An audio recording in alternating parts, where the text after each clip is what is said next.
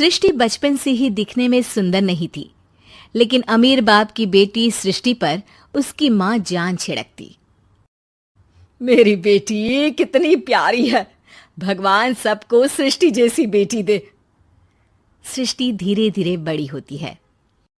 एक दिन सृष्टि की सहेली कहती है, तू दिखने में कितनी अजीब सी है, लेकिन मैं जानती हूँ हम सब में सबसे अच्छी शादी तो तेरी ही होगी। तेरे पापा अमीर जो है। और बता नहीं सकते यार, दहेज तो हर कोई देता है, ये क्या ज्यादा ले जाएगी अपने पति के लिए? अरे बड़े शहर में कोठी है इसके पापा की। अरे पापा की है ना, कौन सी इसकी है? इसकी होती तब तो कोई भी लड़का इससे शादी कर लेता। अरे पापा की मतलब पापा की है तो मेरी ही है ना? किसने कहा? अब तेरी तो तब होगी ना जब तेरा भाई ना हो। वैसे भी शादी के बाद सारी प्रॉपर्टी भाई के नाम होती है।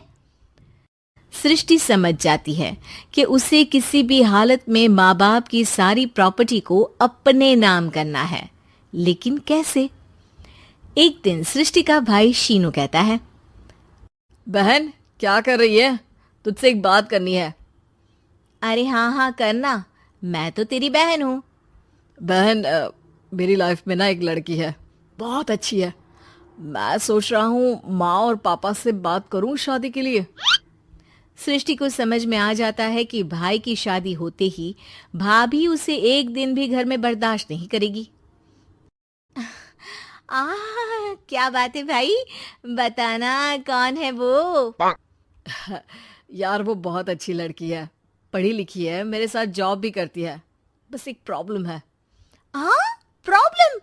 क्या प्रॉब्लम है भाई? यार वो शादीशुदा है, लेकिन उसके पति ने उसे सिर्फ इसलिए छोड़ दिया क्योंकि उसके माँ बाप दहेज नहीं दे पाए। सृष्टि ये सुनकर न जाने क्यों खुश हो जाती है।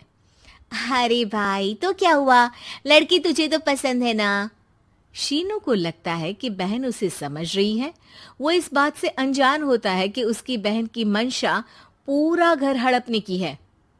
सृष्टि अपनी माँ से कहती है, मम्मी मुझे तो बहुत चिंता है। पता है शीनू क्या कर रहा है? अरे क्या कर रहा है? वो तो काम पर जाता है और वापस घर आता है। नहीं ना माँ, वो यही तो नहीं कर रहा, बाकी सब कर रहा है। आपको पता है उससे प्यार है, और वो भी एक शादीशुदा लड़की से। हैं? ये क्या हो गया? मैं सोसाइटी में क्या मुंह दिखाऊंगी? अरे तेरे पापा तो यही कहेंगे कि मैंने ही उसे बिगाड़ दिया है।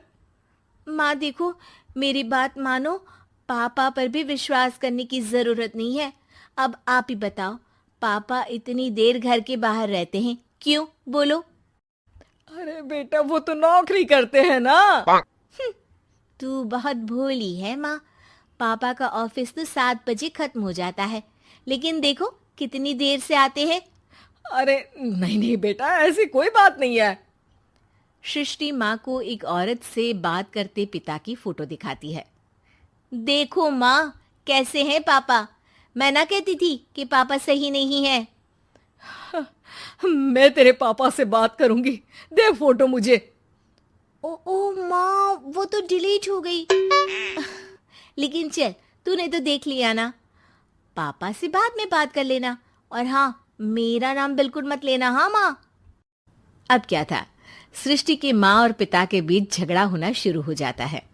सृष्टि के मन में क्या चल रहा था कोई नहीं जानता था। एक दिन, माँ सृष्टि के लिए एक लड़का देखा है, वो लोग शाम को उसे देखने आने वाले हैं। और हाँ माँ, एक खुशखबरी, मैं और पापा मिलकर एक नया बिजनेस ट्राई कर रहे हैं। शाम को लड़का आता है, सांवले रंग का। सृष्टि को तो बिल्कुल भी पसंद नहीं आता। लड़की की माँ कहती है, लड़की का चेहरा तो कोई खास नहीं, लेकिन अगर मेरे बेटे को आप लोग सेटल कर दें तो मैं उसकी शादी आपकी बेटी से करवा दूं। सृष्टि को लड़का बिल्कुल पसंद नहीं था। उसे भाई पर गुस्सा आ जाता है। लड़के वालों के जाने के बाद कहती है, माँ देखा शीनू मेरे लिए कैसा लड़का लेकर आया, न दिखाने लायक न सुनने लायक, सेटल भी नहीं, वो भी हम करे। अरे माँ, मैं जानती हूँ ये मेरी शादी किसी भी घर में क्यों करवाना चाहता है। अरे कैसी बात कर रही है बहन, तूने तो देखा ना, लड़के को मैंने ही मना कर दिया तुझसे शादी के लिए। जिसने लड़का बताया था उसने उसकी बहुत तारीफ की थी। बात आई गई हो जाती है, लेकिन सृष्टि का मन शांत नहीं होता। क्या करूँ, कुछ समझ में नहीं आ रहा। मेरी शादी हो गई तो ये लोग पूरी प्रॉपर्टी शीनू के नाम कर देंगे, मेरे हाथ तो कुछ लगेगा ही नहीं। तभी सृष्टि को आइडिया आता है। वो किसी वकील को फोन करती है। जी देखिए, अगर आपके मम्मी पापा का तलाक हो जाता है तो आपके पिता की आधी प्रॉपर्टी आपकी माँ के नाम हो जाएगी, फिर उसे वो किसी को भी दे सकती है। सृष्टि अब माँ को बेटे के खिलाफ भरती है। माँ, शीनू पर नजर रखा करो, वो जिस लड़की के प्यार में है ना वो शादीशुदा है। यहाँ आएगी, सारा पैसा, रुपया, जमीन, जायदाद सब हड़प लेगी। पापा का भी हाल तुमसे छुपा नहीं है। ऐसा ना हो कि मैं और आप एक दिन सड़क पर भीख मांगे। हे भगवान, मैं तो जीते जी मर जाऊंगी अगर ऐसा हो गया तो। ऐसा हो गया नहीं माँ, ऐसा ही होगा। अभी समय है, आगे का सोच लो। मैं तो कहती हूँ पापा से आधी प्रॉपर्टी लेकर अलग हो जाओ। पापा की आधी प्रॉपर्टी भी हम लोगों को अगर मिल जाती है ना तो अगले 7 जन्म सफल समझो। बेचारी माँ बेटी के कहने पर पति से तलाक लेकर अलग हो जाती है। सृष्टि अब पैसों से गाड़ी और अपने दूसरे महंगे शौक पूरे करने लगी। उसके दोस्त भी उसके पैसे इस्तेमाल करते। सृष्टि, कल तुम कहाँ थी? मैं सारा दिन घर पर अकेली थी। तो मैं क्या करूं? मैंने ठेका तो नहीं लिया है ना तुम्हें संभालने का। माँ को सृष्टि से ये उम्मीद नहीं थी। वो बैठकर रोने लगती है। वहीं उसका पति यानी कि सृष्टि के पिता आ जाते हैं। मैं जानता था कि तुम्हारा यही हाल होगा, तो आपने मुझे रोका क्यों नहीं? मैं रोकता तो तुम रुकती क्या? सृष्टि के कहने पर तुमने मुझ पर, अपने बेटे पर शक किया, लेकिन तुम ये भूल गई कि कैसे हम दोनों ने मिलकर जीवन में इतना सब खड़ा किया। माँ पति के गले लग जाती है। मुझे माफ कर दीजिए, मैंने आपकी कमाई का एक बड़ा हिस्सा गवा दिया। कोई बात नहीं, तुम साथ हो तो मैं ऐसी 7 प्रॉपर्टी खड़ी कर दूंगा। तभी वहां सृष्टि आ जाती है रोते हुए। माँ, मयंक ने मुझे छोड़ दिया। वो बोल रहा था जब तक मेरे पास पैसे थे तब तक ही वो मेरे साथ था। पापा, माँ, मुझे माफ कर दीजिए।